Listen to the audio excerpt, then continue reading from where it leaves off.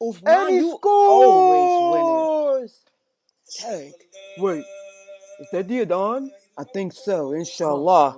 Alhamdulillah, alhamdulillah. Yeah, man. Well, Gotta pray. yeah, we do gotta pray. We gotta pray. Let's get that in. Yes, sir. ASAP. Ha ha! I don't know Allahu what it is, Akbar. but what? I've been listening to this program, Sunnahfollowers, and I've been learning a lot, Aki. Man, a lot. MashaAllah.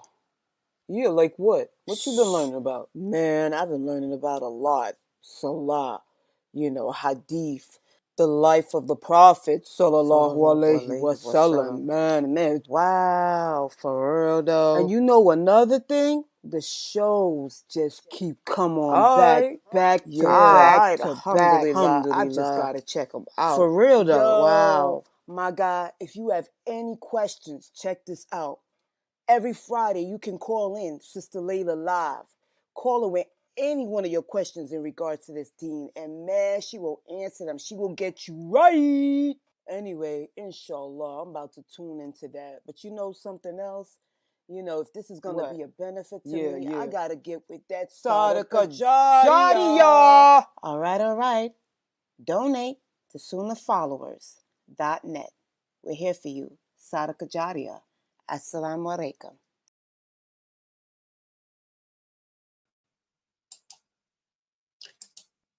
Ina alhamdulillah, wa salat, wa salam ala wa rasulullah. I want to welcome everybody to our series on how to perform the prayer. And alhamdulillah, we've been speaking about one of the voluntary prayers. And remember, as we've discussed in our 6 p.m. class, in order to become an ally of Allah, the task is pretty simple. You simply have to live your life doing the things that Allah commanded us to do and staying away from the things Allah commanded us to stay away from. And then you can grow closer to Allah to the point of earning His love, by doing the voluntary deeds. And remember, Allah has promised that He will never allow the hellfire to touch anyone whom He loves. And that's the category that we want to be in, the right hand, the forerunners. Those are the only two groups of allies of Allah. The chances of us making it to the forerunners are pretty slim. I'd be an arrogant, pompous person if I were to tell you that I'm a forerunner. Nope, because it ain't but 75,000 of the human beings created and jinn created that'll make that. Nope, but I can at least aspire for the right hand, at least to be a right-hander, because neither one of those groups will do time in hell. And one of the things that can help you to reach that status is by doing the voluntary prayers. And one voluntary prayer that Allah loves for us to perform is the night prayer. And who can tell me why? Give me some of the virtues. What are some of the virtues that we've discussed about the night prayer? What's the virtues? What makes Allah love it so much? Anyone? One of the things is that you're sacrificing for Him, because you're leaving your warm bed, your warm spouse, your sleep. I'm trying to pull up the hadith, but that's it. You got it. That you're giving the meaning. That's it. Okay. Yeah, mashallah. It's about sacrificing. The Prophet said anyone who sacrifices his warmth of his bed and his spouse, to remember Allah. This is one of the best ways to earn Allah's love, His favor, His pleasure. So, the night prayer, that's one of the virtues of it. Any others? Anybody else want to add to what makes the night prayer so great? Anyone else want to share? Another reason is to one of the virtues, because that's the more you're doing the voluntary deeds when you don't have to, and you get closer to Allah until He starts to love you. Exactly. It's all about taking that extra step, going that extra mile to earn the recognition and love and respect of Allah. And mashallah, tonight what I'm going to do is finish up this topic and about the night prayer. And I got a couple of more questions concerning the night prayer. Here's one. Now, pay attention to the wording. What time is tahajjud? Is it the middle of the night, the beginning of the night, or the last third of the night? Who can answer that? What time is tahajjud? The beginning of the night, the middle of the night, or the last third? The last third of the night. Third. Good job. Tahajjud is an Arabic word that refers to the different a certain time of the night. This is the last third of the night. And the last third of the night ends at what time? Can anybody tell us? The beginning of the dawn for Fajr. Exactly. So if you want to get the reward of praying or remembering Allah, simply just making dua during the last third of the night, that's tahajjud. Then get up before Fajr. Get up a half hour before Fajr or a few minutes before Fajr. A lot of Muslims say, oh, Sister Layla, can you tell me what time it begins? I don't know, because we live in different time zones. I don't know what time. I'm going to be honest. I don't know what time the last third begins. Who walks around calculating like that? But I can tell you, to catch the last third of the night, just get up before Fajr. Before the Adhan for Fajr is called, make 2 rakats or make dua. Okay, you know the Adhan for Fajr is at 6 o'clock. Okay, 5:45, I'm doing tahajjud. 5:30, I'm doing tahajjud. Just that simple. Okay, good job. What about this? Oh, wrong mouse. What time is Qiyam el-Layl? What time is Qiyam el-Layl? Is it midnight? Is it the beginning of the night, or is it the last part of the night? Which one of those answers refer to Qiyam el-Layl? Midnight, the beginning of the night, or the last part? Midnight. Midnight. Okay, good job. The correct answer is midnight. I told you guys, remember my name, Layla. Layla does not mean night. Layla means midnight. Midnight. Dark as midnight, to be honest. What does Layla mean? What does Layl mean? Dark as midnight. Okay, so Qiyam is an Arabic word that means to stand up.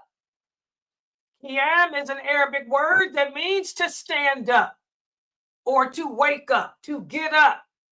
Get up at the middle, at the midnight, at the darkest part of the night. The darkest part of the night, which is midnight. Okay, so that's Qiyam el-Layl. What about this? What's Taraweeh? What part of the night is Taraweeh? I didn't put that up there, but what can y'all think? What's the answer? Is Taraweeh the beginning of the night, the middle of the night, or the end of the night? Taraweeh, the beginning of the night, the middle of the night, or the end of the night? What's Taraweeh? Beginning of the night. Exactly, beginning. When you make when you on Ramadan, when you go to the mosque to perform Taraweeh, what are you saying in English? Taraweeh means the beginning of the night, right after Isha. Taraweeh, it begins right after Isha. So that's why I'm doing Ramadan. You go to the mosque, you say, I'm not going to pray Qiyam el-Layl with the Imam. The Imam's not going to wait till el-Layl, which is the midnight. He's not going to wait till Tahajjud, which is the last part. He's going to begin Taraweeh.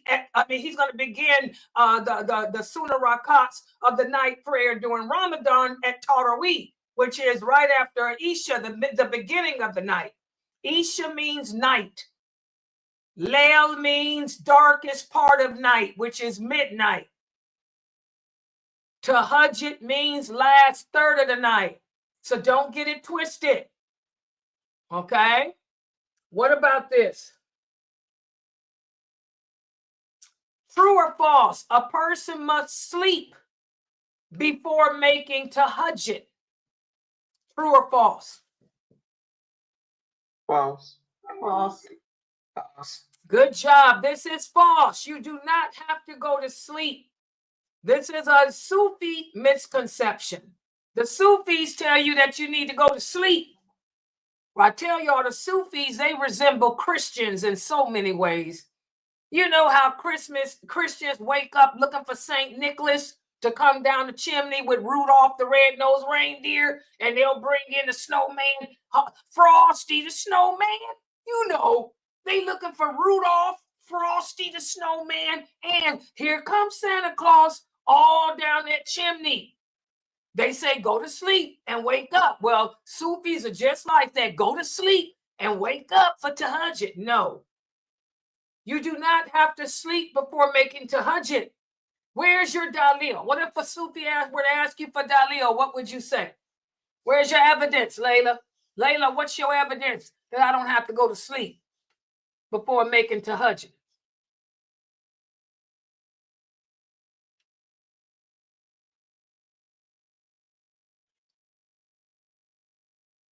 You don't know? Geechee, what's your dalil?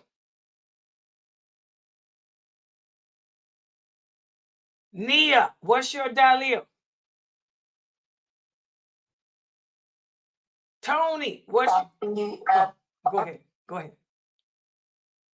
Go ahead, Nia. Sahih Bukhari.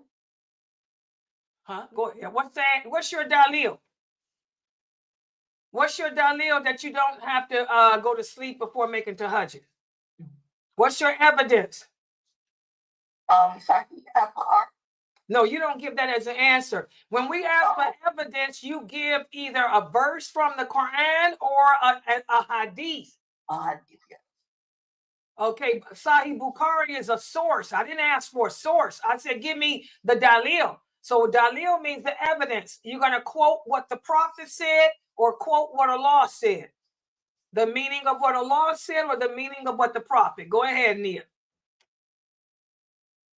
Do you remember that the Prophet Muhammad saying anything about this? I'm trying to think. No. Okay. I don't. That's okay. I don't remember this one. Anybody else? Mina. I remember. Okay, so I'm just gonna remember one part where the Prophet told, I think it was Umar, that don't be like so and so when you're doing the night prayer. So to say that you don't have to go to sleep to do it is because just like Umar and Ali, they didn't go to sleep. I mean, not Abu Bakr. I'm sorry, Abu Bakr and Umar. They didn't go to sleep, and they still made tahajjud. Okay. Remember how Umar used to do she got it right. That's the dalil. What is the dalil that you don't have to go to sleep to perform the night prayer? Abu Bakr, he used to make Isha. After making Isha, he would make his night prayer and then go to sleep. Also, Umar used to stay up all night long. And then before Fajr, he'd make the night prayer. Also, we had another hadith where one of the companions would pray his Isha prayer at the mosque, and then they saw him making one rakat afterwards. And they asked him, what is that one rakat? He said, that is my night prayer, my witr for the night. Okay? So that's the dalil that any of those dalils are evidences, that you don't have to go to sleep to perform any for the night prayer at all, no matter what time of night it is. Tahajjud just means the last third of the night. Umar used to stay up and pray the night prayer whenever he wanted to. So did Abu Bakr prayed it before he went to sleep. The other companion prayed it immediately after Isha, like Abu Bakr. Okay. Let's see what else I think is that the only, yeah, that's the last one. So now what I'm going to do today is speak a little bit more about the night prayer before we end this topic. A lot of you asked me the question the last time we met, what's the recommended time to pray the night prayer? What's the recommended time? Of course, the last third. Tahajjud is the last third of the night. We talked about how the Prophet sallallahu alaihi wasallam said that Allah comes down to the lowest heaven every last third of the night and asks who is in need of anything from him. So if you can pray during the last third of the night, of course, that's the best. But the night prayer in and of itself, it can be performed in the early part of the night, the middle of the night, or the last part. Salatul Layl. That's how you say night prayer in Arabic. Salatul is the prayer of Layl, the prayer of night. Okay? They put Layl at the end. So it went from being Layla to Layl. That's the night prayer. Okay, Salatul Layl, the night prayer, may be performed in the early part of the night, which is Taraweeh, or it can be performed in the middle part of the night, which is Qiyam el-Lail, or it can be the last part of the night, which is Tahajjud. But it has to be performed after Isha, because Isha is the obligatory prayer. Allah does not reward us for any of our voluntary deeds unless we are fulfilling our obligatory ones. And listen to what one of the companions, Anas was his aunt was one of the wives of the Prophet. He was the nephew of one of the wives of the Prophet, so he would spend the night at her house a lot. He also was the water boy, would help the Prophet sallallahu alaihi wasallam with his water and all of that. And the Prophet taught him. Anas was also one of the Prophet Muhammad's personal students, like Aisha radiallahu anha was. Okay? Anas said if we wanted to see the Prophet praying during the night, we could see him doing it. Because remember, the voluntary prayers are made at home. He said if we wanted to see the Prophet sleeping during the night, we could see him sleeping. And sometimes he would fast for so many days that we thought that he never broke his fast. And sometimes he would not fast. In other words, this hadith, Anas is telling us, Anas is telling us in this hadith that, these are, the Prophet would do the night prayer at different times of the night. Sometimes he would pray in the beginning of the night. Sometimes he would pray it in the middle of the night. And sometimes he'd wait till the last third of the night to show that any of those times are acceptable. Okay?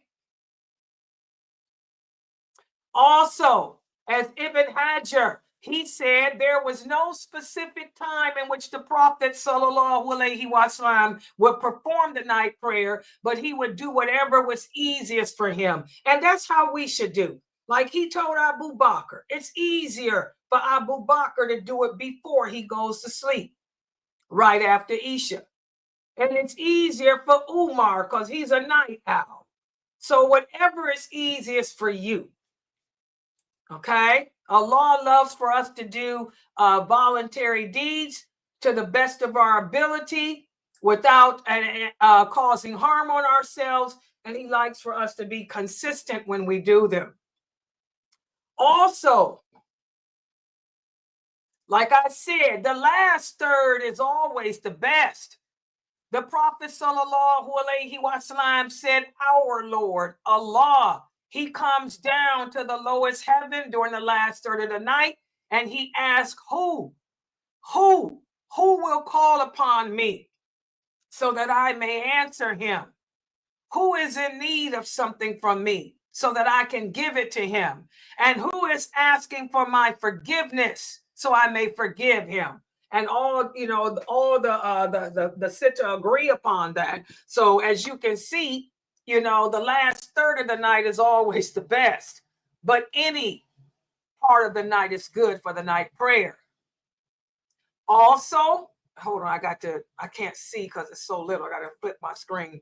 Also, we have another hadith where another one of the companions said, the prophet said, the closer that a person gets to Allah is during the middle of the last part of the night. So if you can be amongst those who remember Allah at that time, do so. So that's talking about the last part of the night. It's still talking about tahajjud, the last third. Okay.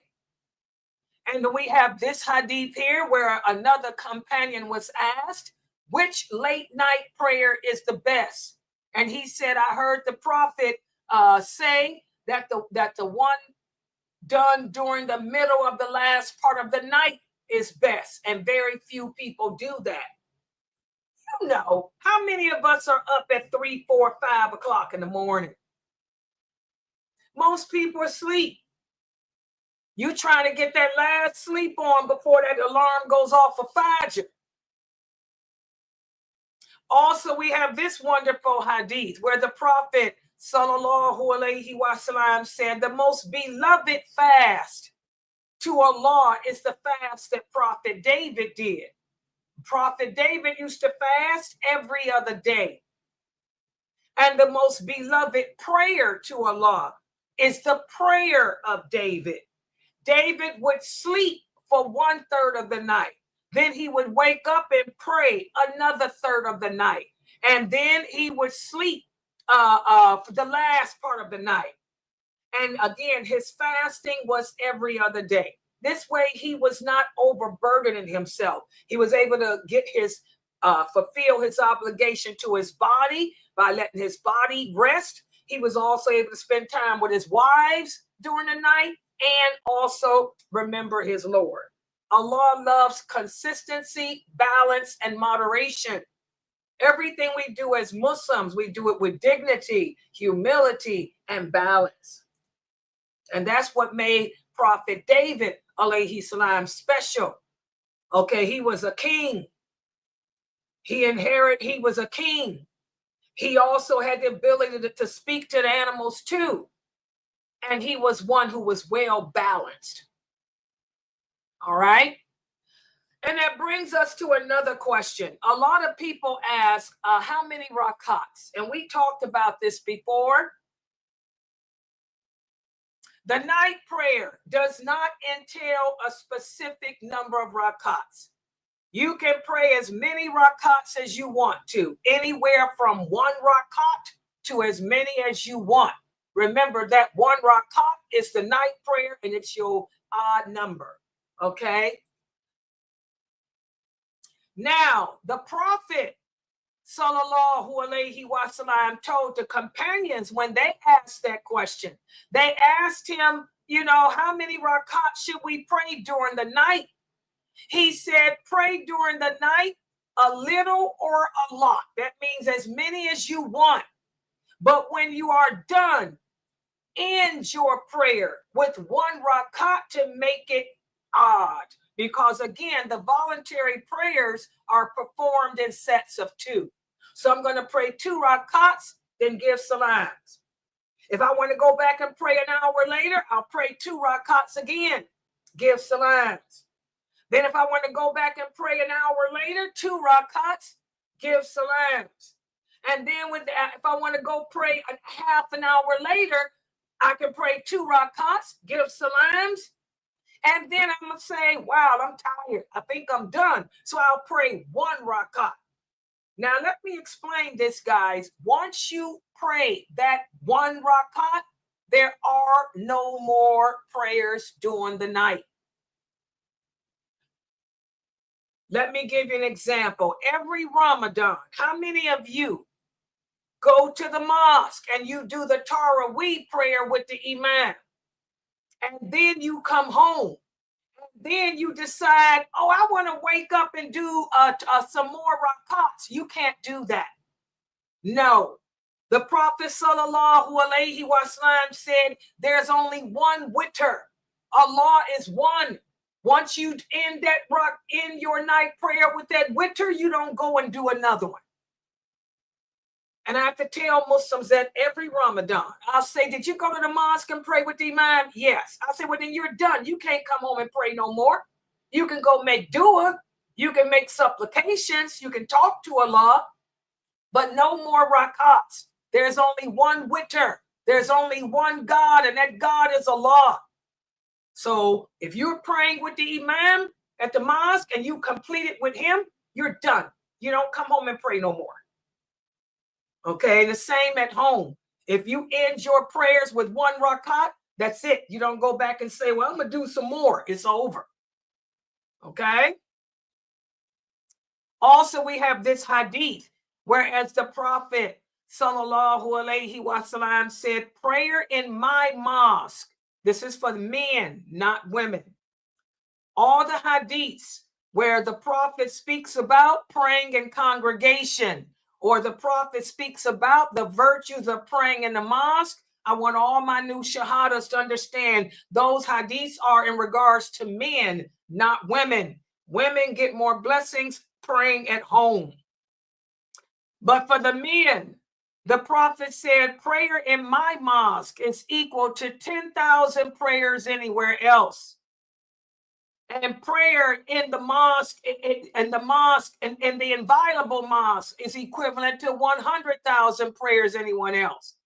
And prayer in the battlefield is equivalent to 1 million prayers anywhere else. And what is more than all of that are the 2 rakats that a person prays during the middle of the night. So, oh my goodness. I want you brothers to ponder this. Simply, a lot of you say, oh, I wished I could pray in the Prophet's mosque. You don't live in Mecca. Or I wish I could pray in Medina. You're not in Medina. Okay? But subhanallah, just to pray those 2 rakats, night prayer in your house, you're getting more blessings than at those mosques there. Y'all see that? Y'all see that? That's something for you brothers to ponder. Those of you who don't live in Mecca or Medina.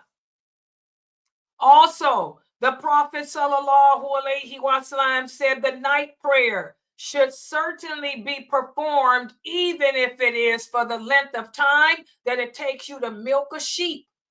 And whatever is after the obligatory Isha is of the tahajjud. Okay, in other words, again, just emphasizing the virtues of praying the night prayer. Also, Ibn Abbas, may Allah be pleased with him, said, I mentioned the tahajjud prayer. And some of the people said that the Prophet said it may be half of the night, a third of the night, a fourth of the night, or a fraction of the time it takes to milk a sheep. So again, all of these hadiths showing that the night prayer rakats can be as many or as little as you want. As many or as little as you want. Also, we have this hadith where the Prophet ordered and encouraged the companions to make the tahajjud prayer to the extent he said you should perform the night prayer even if it's just 1 rakat. And I went over this hadith with you guys the other day. Even if it's just 1 rakat. Subhanallah. Finally, during the month of Ramadan, we come upon this question all the time. It's preferred to pray 11 or 13. You know, the Prophet said you can pray as many or as little as you want of the night prayer. How did our Prophet Muhammad do it? Well, he would pray 11 or 13 rakats. That's what he did.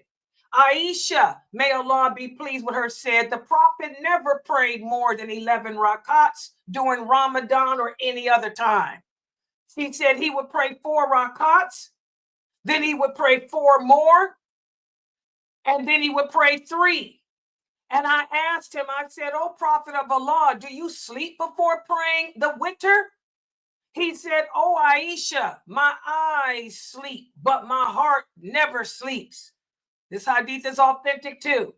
And also Aisha said the prophet's prayer during the night would be 10, and he would make witr and 1 rakat. So the prophet Muhammad sallallahu alaihi wasallam, Aisha, his wife, said she never, ever, ever, this is what she saw.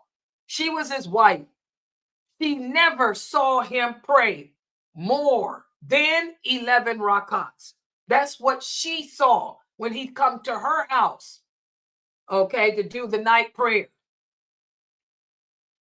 Also, what if you miss it? Well, Aisha said if the prophet got busy and was unable to perform the late night prayers, or if he could not pray them due to pain or sickness, he would just do his voluntary prayers during the day. So the only time that the prophet sallallahu alaihi wasallam would not fulfill the night prayers if he was sick. Y'all see that? Umar, may Allah be pleased with us, with him, tells us that the prophet said, whoever sleeps past his regular time and misses the night prayer, he should pray them between the Fajr prayer and the noon prayers. And it would be written as if he prayed all night long. So, of course, if it's your habit to make the night prayer, but you overslept and didn't wake up, you can make your rakats after Fajr. Anytime after Fajr before the noon prayer. You have all the way up until the noon prayer to make it. Y'all see that? So Islam is easy. It's all about trying to earn the love of Allah, because we all want to be allies of Allah. We do not want to be allied with Shaitan. So what an easy way. After you make Isha every night, make 1 rakat. Guess what? You got the reward. That's the night prayer. See how easy that is? Allah loves for us to do the deeds that's pleasing to him. He loves for us to sacrifice for him. So every night after you make Isha, just make 1 more rakat. And that's your night prayer. See, that's for the old women here. A lot of us women are old and sickly. You know, can't walk half of them. Dead, many of them. Just make 1 rakat after Isha, and you got the reward. Okay? All right. Subhanaka Allahumma wa bihamdika ashhadu an la ilaha illa anta astaghfiruka wa atubu ilaik. Are there any questions or comments? And by the way, guys, yesterday I posted up some shorts on YouTube of Sheikh Atlee. Sheikh Muhammad Saeed Atlee, he did a Q&A about women and the prayer. And he brought up he answered some very good questions about a woman reading the Quran. Do I have to wear a hijab? If I want to prostrate, do I have to have wudu? Stuff like that. What do I do if I make a mistake during the prayer? Please check out those shorts. They're on my YouTube channel under the tab that says short. I also posted them on Facebook. They're also posted on Twitter. They're also posted on Instagram. They're also posted on what's it called? Reddit. And they're also posted on Twitter. So check out those shorts of Sheikh Atlee. Those are very important. A couple of the brothers asked me to put those out, and I did, because that's good. He answers the question about, stuff that we ask a lot. Do I have to cover my hair to read the Quran? What do I do if I make a mistake in my prayer? Things like that. So check his answers out. All right. Any questions or comments?